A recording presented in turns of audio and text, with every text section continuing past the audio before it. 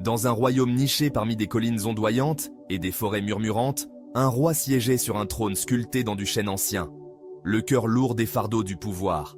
Ce roi, réputé pour son tempérament doux, abhorrait les conflits et les effusions de sang. Son règne était empreint de bonté, animé par le désir de promouvoir la paix parmi son peuple. Pourtant, cette même douceur devint son talon d'Achille. Les conseillers complotaient dans son dos, les nobles exploitèrent sa clémence, et même les gens du peuple chuchotaient sur sa mollesse, confondant sa bienveillance avec de la faiblesse. Le royaume vacillait au bord du chaos, non pas à cause de la guerre, mais par l'érosion du respect envers un souverain trop doux pour inspirer la crainte. Un crépuscule, le roi, drapé d'une cape simple pour passer inaperçu, partit chercher les conseils d'un sage vénéré qui vivait dans une modeste cabane à la lisière de la forêt. Le sage, avec des yeux brillants comme de l'ambre poli et une présence qui semblait vibrer de la sagesse des âges, accueillit le roi. Le monarque vida son cœur, racontant comment sa bienveillance invitait à la manipulation, comment son aversion pour la dureté le rendait vulnérable. Il aspirait à rester compatissant tout en gouvernant efficacement, à incarner la bonté sans être piétiné par ceux qui la prenaient pour de la fragilité. Le sage, caressant une barbe fluide, se pencha en arrière et commença une fable, tissée des fils de la nature et des erreurs humaines, une histoire pour éclairer le chemin à suivre. Il y a longtemps, dans un village blotti entre champs et ruisseaux, un serpent féroce avait élu domicile sous les racines noueuses d'un arbre ancien.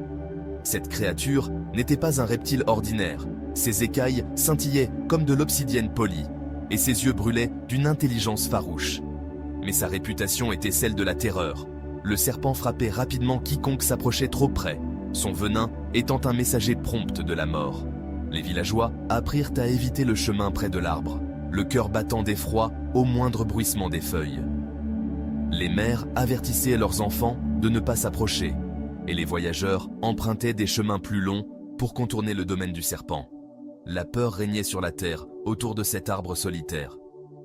Un jour, l'ancien du village, une figure d'autorité calme avec un cœur accordé à l'harmonie, passa près de l'arbre. Contrairement aux autres, il ne recula pas. Au lieu de cela, il s'arrêta, regardant le serpent enroulé dans l'ombre. Sentant une étincelle de potentiel dans la créature, il s'approcha sans peur. Il ne prononça pas de mots, mais sa présence portait un message de paix, une incitation silencieuse à abandonner ses voies cruelles. Le serpent, peut-être lassé de sa propre solitude ou touché par la résolution calme de l'ancien, ressentit un changement intérieur. Il jura de changer, de renoncer à ses morsures venimeuses et de vivre en paix. Dès ce jour, le serpent cessa d'attaquer, permettant aux voyageurs de passer sans danger. La nouvelle se répandit rapidement. Le serpent, jadis redouté, ne montrait plus ses crocs. Les villageois, enhardis par ce changement, devinrent curieux. Les enfants, autrefois interdits d'approcher l'arbre, s'aventurèrent en plus près, leur courage nourri par la nouvelle docilité du serpent. Mais la curiosité se transforma vite en cruauté. Les garçons lancèrent des pierres, observant avec joie lorsqu'elles frappaient les écailles du serpent. Les hommes le piquaient avec des bâtons, testant sa passivité. Les femmes, autrefois craintives, se moquaient désormais de son immobilité. Le serpent, fidèle à son vœu, endurait les abus sans riposter. Son corps se couvrit de bleu, ses écailles ternirent, et son esprit s'affaiblit. L'arbre, autrefois une forteresse, devint une scène pour ses souffrances. Des mois plus tard, l'ancien revint à l'arbre, ses pas lents mais déterminés.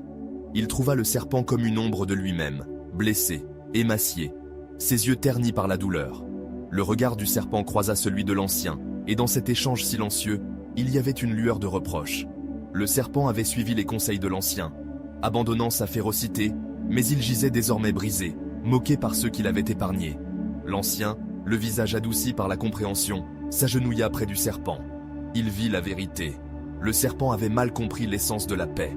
L'ancien lui avait conseillé de cesser de nuire aux autres, non de renoncer à sa force. D'un geste doux, il encouragea le serpent à se redresser, à déployer sa collerette, non pour frapper, mais pour rappeler au monde sa puissance. Le serpent, bien qu'affaibli, suivit la sagesse de l'ancien.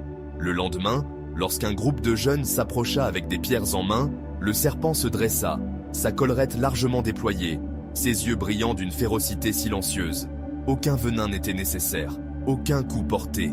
La simple vision de sa force contenue fit fuir les jeunes en panique, leur rire remplacé par l'émerveillement. Dès ce jour, les moqueries des villageois cessèrent. Ils passaient près de l'arbre avec respect, non par peur, reconnaissant la puissance du serpent tempéré par la retenue. Le serpent, à son tour, trouva la paix, non dans la passivité, mais dans l'équilibre entre la compassion et la détermination. Ses écailles retrouvèrent leur éclat, et l'arbre devint un symbole d'harmonie, non de terreur. Le sage se tut, son récit terminé.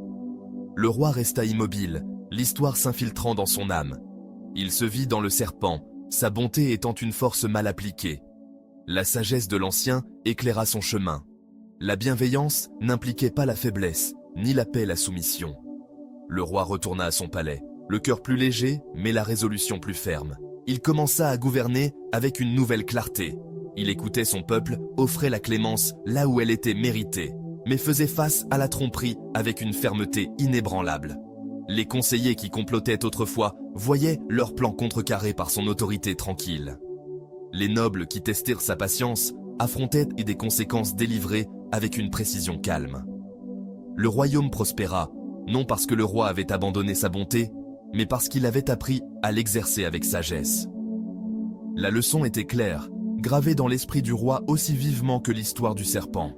La bonté était une flamme à nourrir, non une faiblesse à exploiter. Vivre avec compassion exigeait non seulement un cœur généreux, mais aussi un esprit perspicace. On pouvait préserver la paix intérieure, tout en projetant la force extérieure. Le roi embrassa cet équilibre, son règne témoignant de la puissance de la bonté, tempérée par l'astuce. Il protégea la tranquillité de son cœur, tout en veillant à ce que son autorité ne soit pas contestée.